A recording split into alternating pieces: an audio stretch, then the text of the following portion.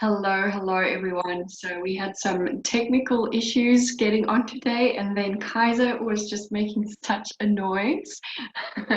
So I had to start this all over again. So as you hop on in, make sure to just put yourself on silent and making sure that you are comfortable in your seat, finding a beautiful, comfortable seat and allowing yourself to just be in a space where you can really give this your full attention. I know that is difficult, and I'm going to try and make this as quick and as informative as possible so that you can take away what you need.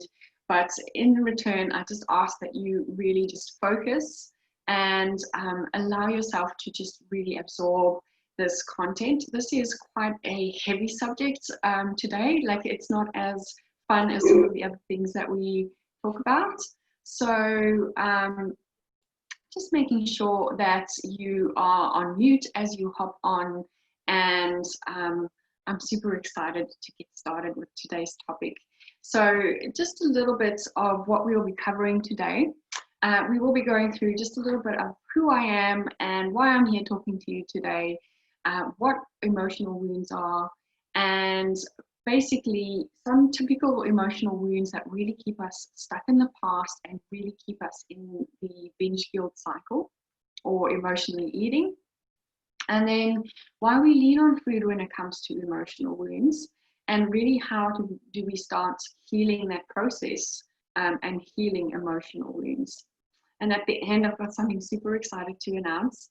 So I'll leave that towards the end. And that's just going to be something super exciting happening next week. It's valued at $200.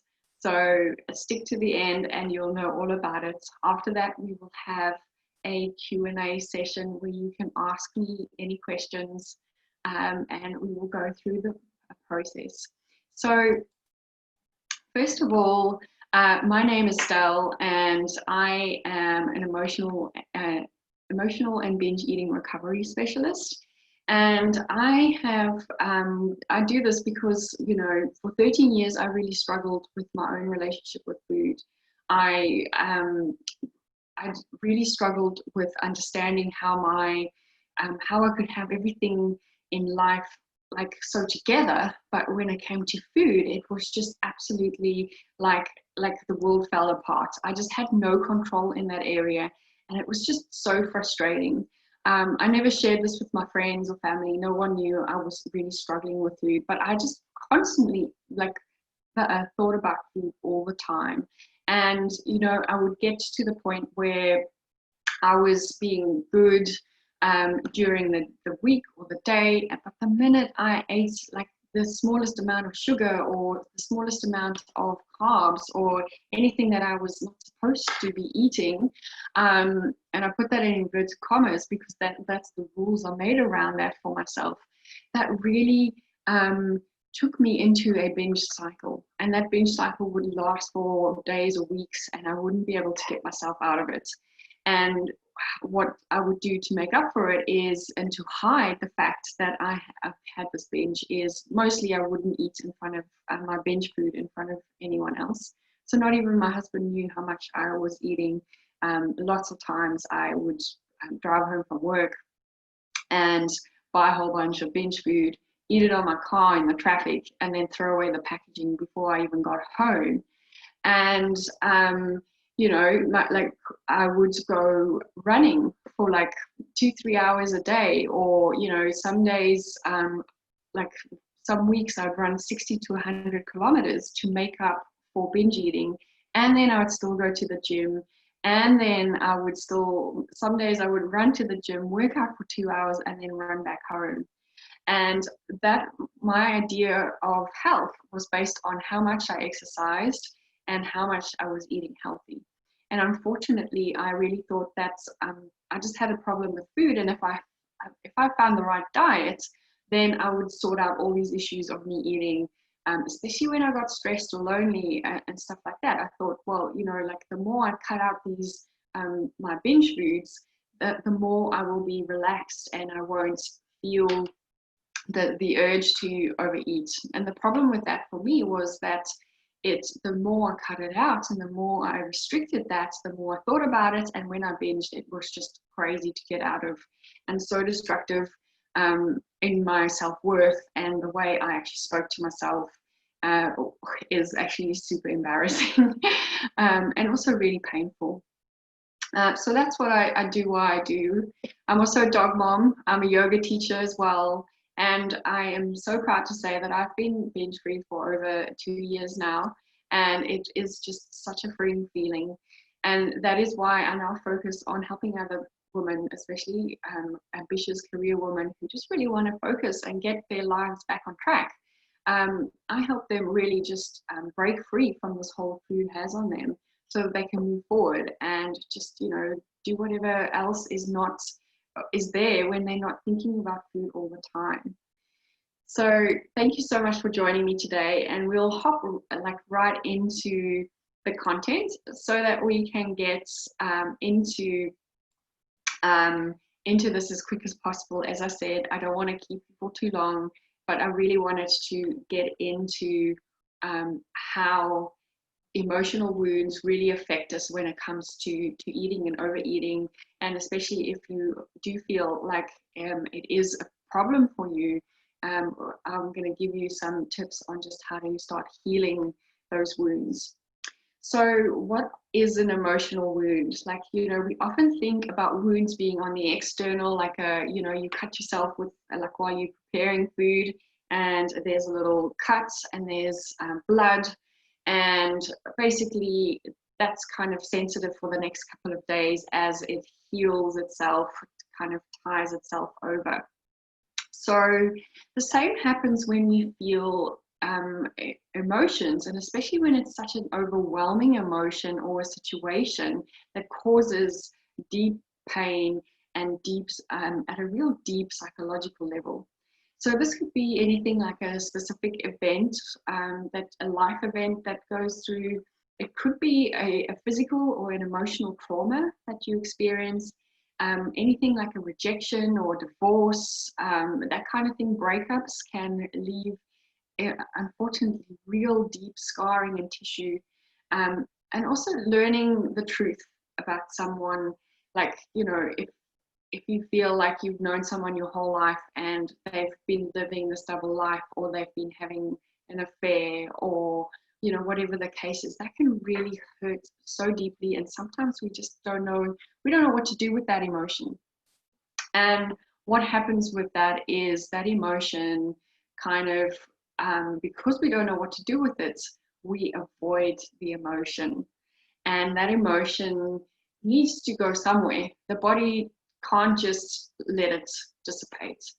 So when we are in the space of feeling that trauma or whatever, we often feel like we disassociate from it, and we kind of bury it deep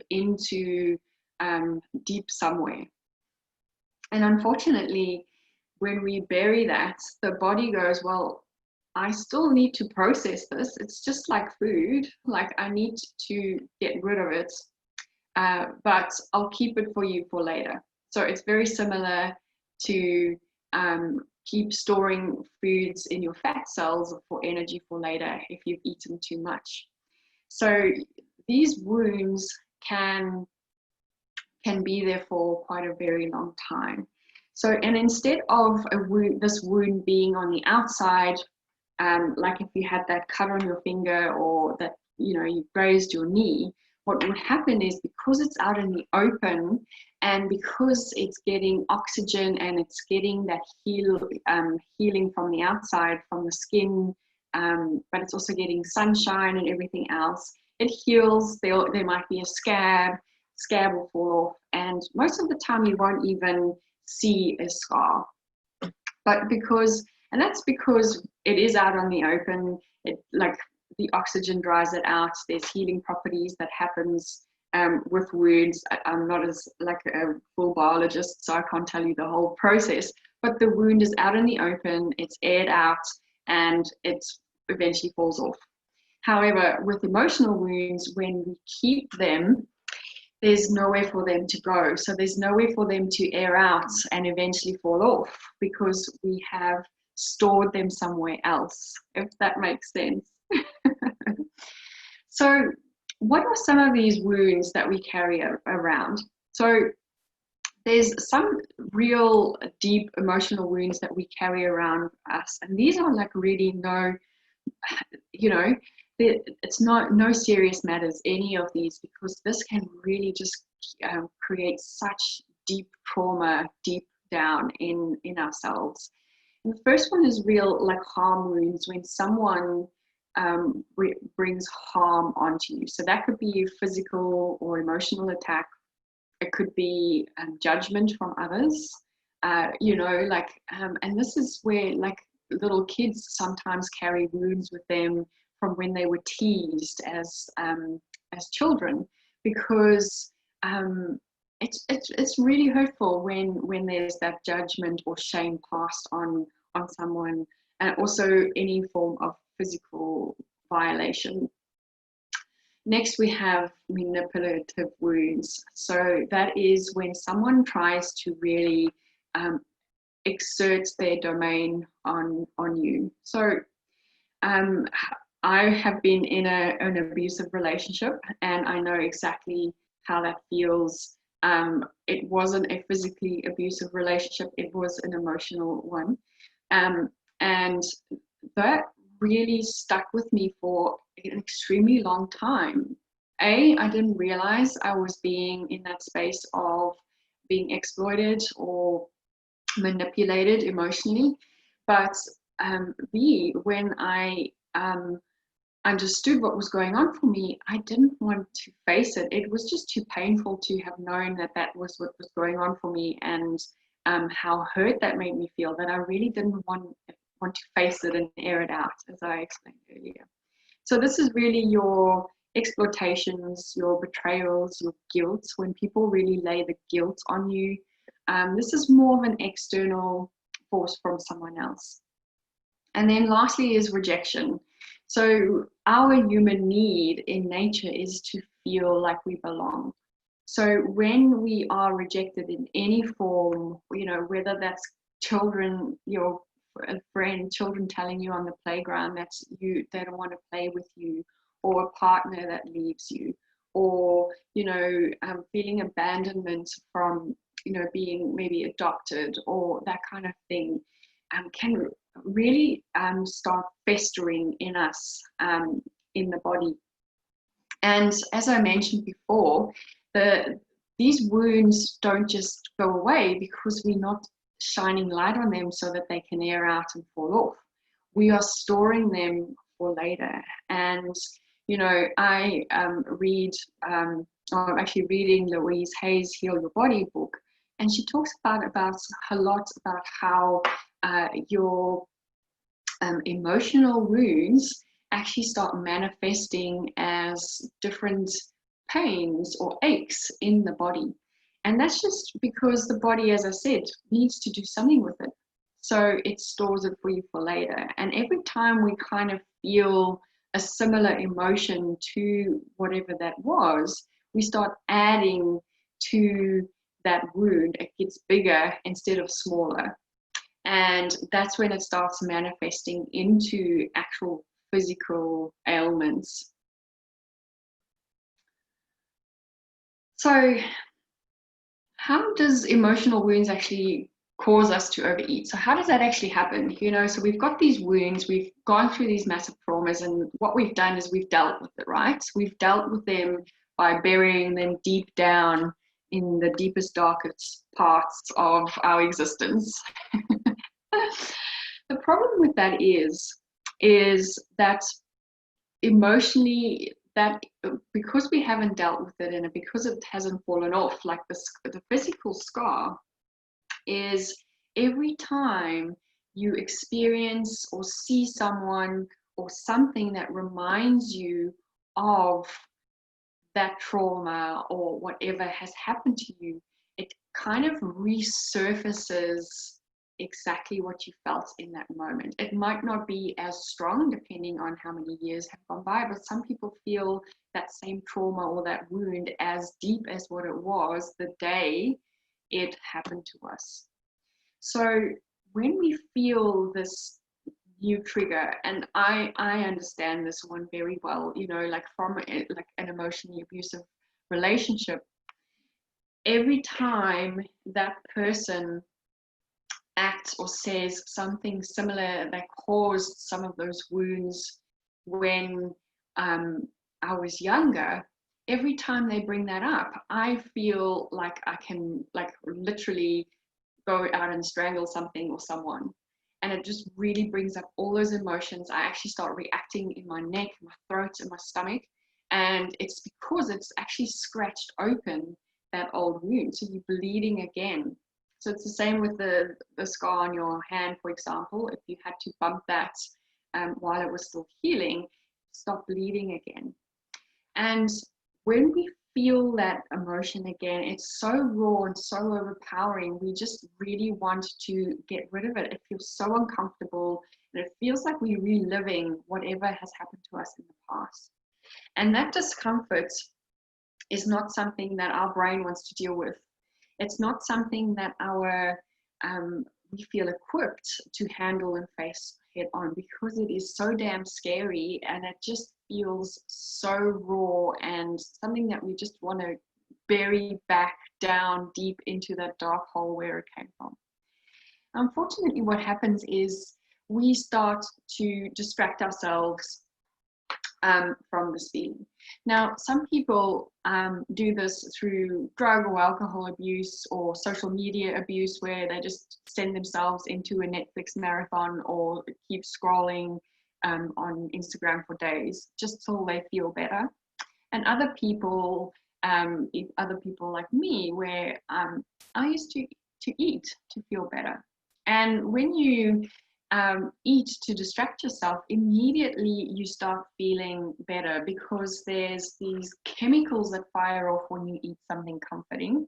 And usually those chemicals really come on when you are eating the foods that are forbidden on your food list, or the foods that you normally wouldn't eat, you know. And it's the foods you wouldn't normally eat is the foods that would be more comforting. And that is stuff like your more sugary foods, your carbohydrates. And the reason for that is because it's so comforting. And different foods have different ways of comforting you in the body. So, you know, when you lean onto chocolates, that is really just showing you that you are looking for an endorphin rush, or just a hug, or something to love and just feel like you belong.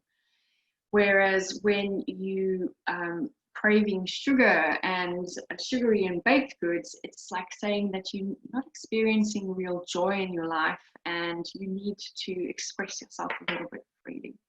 But when we feel this wound that comes on, most of the time what we'll be craving is carbohydrates, and possibly also those bulk foods, because we feel that discomfort, we feel unrooted, really, like physically and emotionally and psychologically, we feel like we're unstable.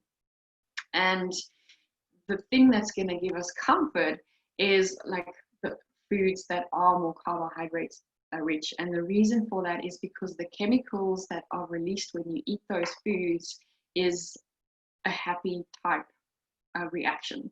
So it's your endorphins and your dopamine that gets released when you eat those foods. And especially if you're eating it out of guilt, like when you shouldn't be eating that food, it's really going to give you that extra rush, and it creates that complete distraction of whatever you were just feeling. And what that's doing is you forget about it, and then the body's like, well, what do I do with this now again? You've like resurfaced this thing. You know, if it was out in the air, I could like dry it out and it sort itself out. But now you haven't done that, so I'm just going to bury it deep down again.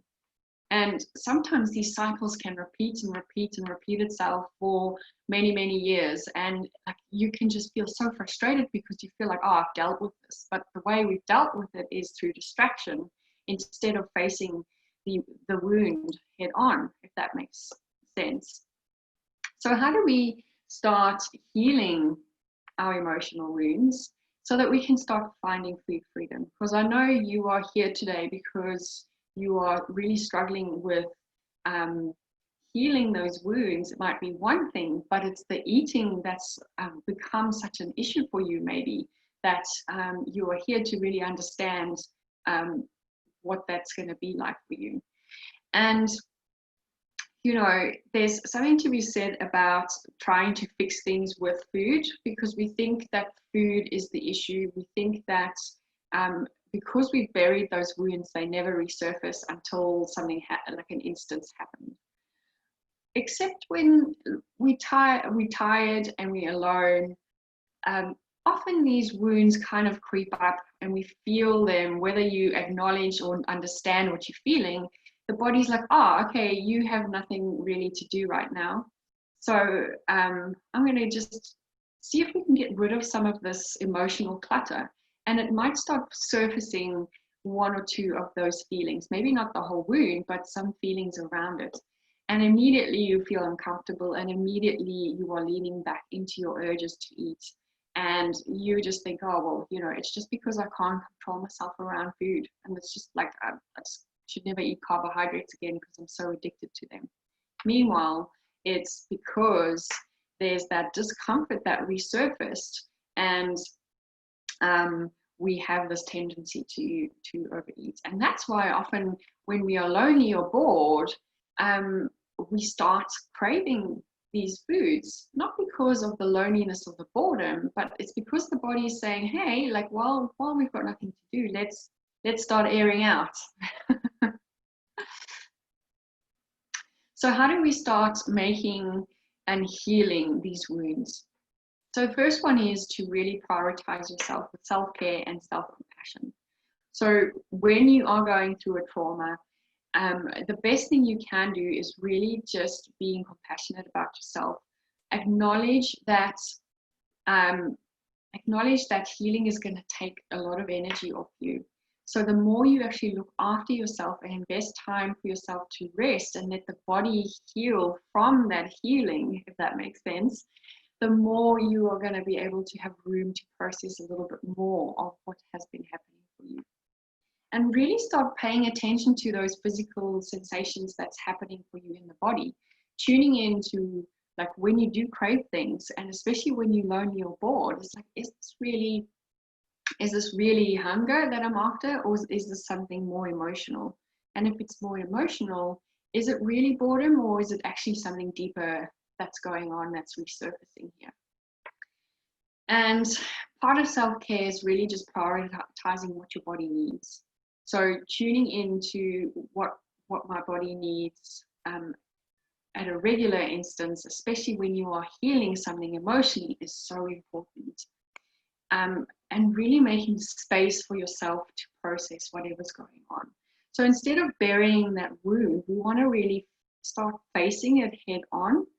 But we can't do that if we're not taking these self-care action steps, because that is where we're really going to need to support ourselves to have the strength to rather face them instead of putting them back in that dark hole.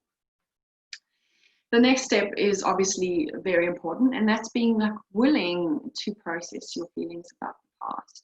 And that's a really hard one, because as I said, that is super scary. And we don't like our bodies and our emotions, and especially our primitive brain that likes to tell us to eat. Our hypothalamus doesn't like feeling uncomfortable. It doesn't like wanting to relive a trauma or anything like that. So this is one of probably the biggest steps to take, is to understand that I have an emotional wound, and to be willing to say, yes, I am ready to process this, and really starting to bring that, like as I said, bring it out to the surface so that it can air out and fall off. So trying to avoid what happened is only going to keep you stuck in the binge guilt loop, and you're no longer going to feel the emotion, but you're going to be eating for some reason you don't understand why, obviously your body is still, and your mind still needing comfort from that old wound. Your body, your brain goes, well, carbohydrates or sugar or whatever makes you feel better, chocolate is going to solve that for me. I'm going to demand chocolates until I get my way. And that's when your obsessive food thoughts come in, and that's all you can think about is that chocolate until you've eaten it. And then it's like, well, I don't know when I'm going to have chocolate again, because Estelle never lets me have chocolate. So I'm going to eat as much of this as I possibly can. So facing your wounds is almost like facing your demons, and that can be scary. But letting them stick around can definitely come out and bite you later, and it's definitely not going to be helpful if you're trying to heal your relationship with food. And then lastly is one of the biggest ones, I think, for me as well, and this is the hardest one, because we are I don't know, we have a lot of pride, and we come from this kind of masculine space where we need to sort out everything ourselves, and we just have to be these strong people who just, you know, something traumatic happens to us and we're allowed to maybe feel sad or scared for a day or two, and then we need to just bury it alive, you know. And that is pretty much how society is nowadays, and it's kind of very unforgiving if you are struggling with something and it's been a couple of weeks and everyone's like, well, didn't that happen like a month ago? Why aren't you over it? You know? And the thing is, it takes as long as it takes, but it's not meant to be done alone either, because it's such a scary process. When you do this with someone, it's really just like someone who's not in there with you in the trenches. They don't exactly feel exactly how you feel. They are able to see things a little bit more clearly, whereas you might be right in that tunnel with this veil around your eyes, and that's all you can see and all you can feel at that moment is that specific event that's caused something for you. So what also comes to light when we do start healing is we don't realize we have old emotional wounds. So sometimes we think we're dealing with one emotional wound and then something else, and we thought we've dealt with that and we've aired it out and it should have fallen off. Meanwhile, there's another wound that's maybe deeper, that comes even further from childhood, for example, that we've just never ever dealt with. So and sometimes we just need someone to voice out loud how we are feeling about that. And when we're just saying that in the head, it's just in that ether of our existence, and that's when we want to avoid things, because if it's playing in the head all the time, it's really uncomfortable again. So when we start reaching out, we get emotional support, we get guidance, and it's really about breaking that shame of what we are going through and how to, when we do reach out for help, it's not like you will be judged for whatever has come up. It's not that you will be judged for ever holding on to that wound or feeling what you feel. It's really about opening up and really letting that air out. And it's also about starting to break things and healing into smaller steps. So often when if I had to mention to you, oh, well, just start with healing the emotional wound, you're going to go, well, how do I do that? How do I actually just even identify what that wound is? Some of us, we don't, it's been buried so deep, we don't even realize that there is still a wound there. However, you might be struggling with headaches for your whole life. Hell, like what's going on here? So breaking it down into smaller little steps is what I really help my clients with. And I focus a lot on emotional wound healing, because that is what really is one of the drivers that keep us in the loop of binge eating. Also, if you relive a trauma or you go through a new trauma, all that old stuff comes back. And sometimes you need that step-by-step guidance to actually move through it in a very non-confrontational way. Not that the person who's helping you is confrontational, but more that the fact that the work of healing can be quite confrontational on yourself, you know, dealing with that discomfort. So I mentioned that there is going to be something special coming on, and my special announcements at the end of this webinar. And that is just to announce that end of next week, I will be hosting a 3-day free Overcome Overeating Challenge. It's going to be jam-packed with all the information you need to really start on your emotional wound journey, but also starting to understand where you are going wrong when it comes to overeating in the first place. Some reasons why we overeat and how to overcome that, and then my 6 proven steps of really overcoming overeating. So that's going to be so exciting. I'm so excited about that because I know that this is so much value. So if you're not part of my Facebook group, go and look up Food Freedom for Binge and Emotional Eaters and go and join that group, because that is where the challenge will be happening. So I'm going to open the floor now. There's actually a little bit more detail on this. I forgot about this slide. So this challenge is for you if you're constantly thinking about food all the time. And if you know me and you've been part of my journey, you know that I talk about the food zombies. And the food zombie is basically that part of your brain that I was talking about, the hypothalamus, that drives us to want to eat. So it drives the urges to eat. And that is often, you'll see that in the form of obsessive food thoughts, self-sabotage, late night binges, stress eating, all those kind of things comes from these food zombies that just take over your mind. So this is for you if you really cannot stop thinking about food and you feel so trapped and shackled in the process. This challenge is going to be so cool for you. And you're also anxious that you will give into cravings all the time. So a lot of times when I start working with clients, they feel like they're just so anxious when it comes to food. Even just thinking about food makes them anxious because they're like, oh my gosh, there I go again, thinking about food. And this can be quite a hopeless thing if you've been going in these cycles, you've tried every diet to stop thinking about food so much or stop overeating. It can really just add so much anxiety onto our lives. And this is often what leads us into self-sabotage. So this is going to be such a great little challenge for you if you're struggling with self-sabotage, let me tell you. So, and also if you've been eating out of boredom, especially now in a lockdown time where we feel like the fridge is just calling us 100% of the time and you just can't trust yourself anywhere near the kitchen, then this little overcome overeating challenge is for you. So what I'm going to do is I will be sending out a confirmation email after this with just the link to register for the Overcome Overeating Challenge.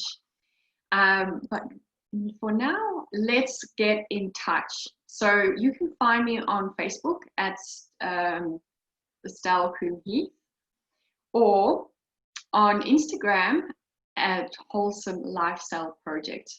You can also find my Facebook group, which I didn't put on the slide, I just noticed, which is called Food Freedom for Binge and Emotional Eaters. So come and join me there, because that is where I usually do weekly tips and trainings on smaller tips and trainings on how to heal your relationship with food. So what I'm going to do now is basically just stop the recording and we